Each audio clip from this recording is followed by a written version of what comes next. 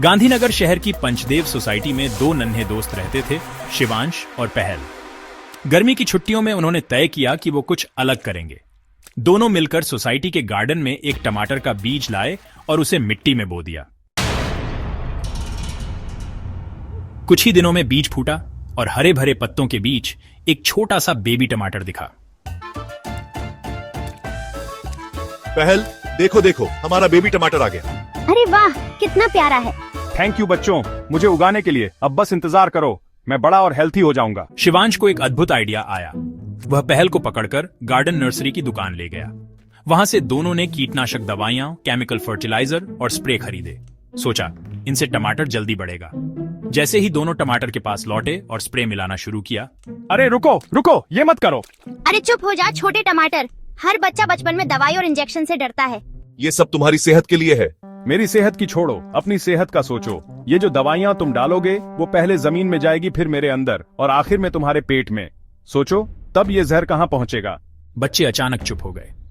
फिर उन्होंने ध्यान से उन पैकेट्स को देखा और पाया कि उनमें डेंजर का लाल निशान बना था। तो अब हम क्या करें? तुम्हें कीड़ों से बचाना भी तो है।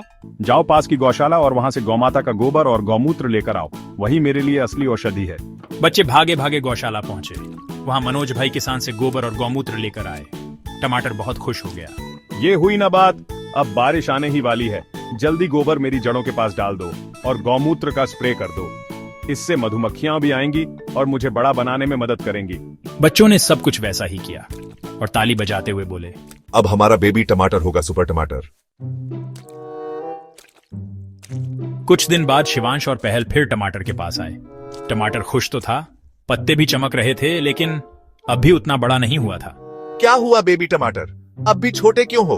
बात यह है बच्चों, अब तक कोई मधुमक्खी यहाँ तक आई ही नहीं।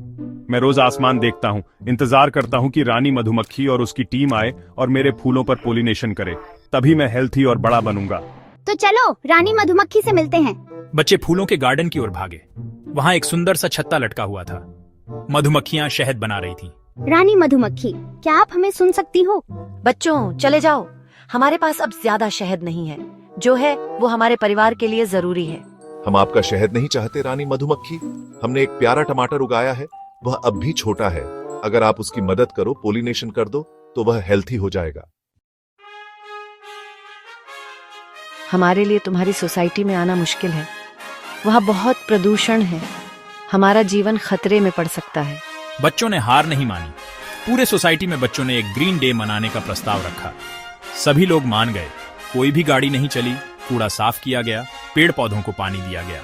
अब वातावरण अच्छा है, हम टमाटर की मदद करेंगे। मधुमक्खियों ने फूलों पर बैठकर पोलिनेशन किया और कुछ ही दिनों में बेबी टमाटर बड़ा, लाल और चमकदार बन गया। थैंक यू बच्चों, अब मैं पूरा हेल्थी हूँ। मुझ में विटामिन ए, सी और एंटीऑक्सीडेंट हैं जो तुम्हें मजबूत बनाएंगे।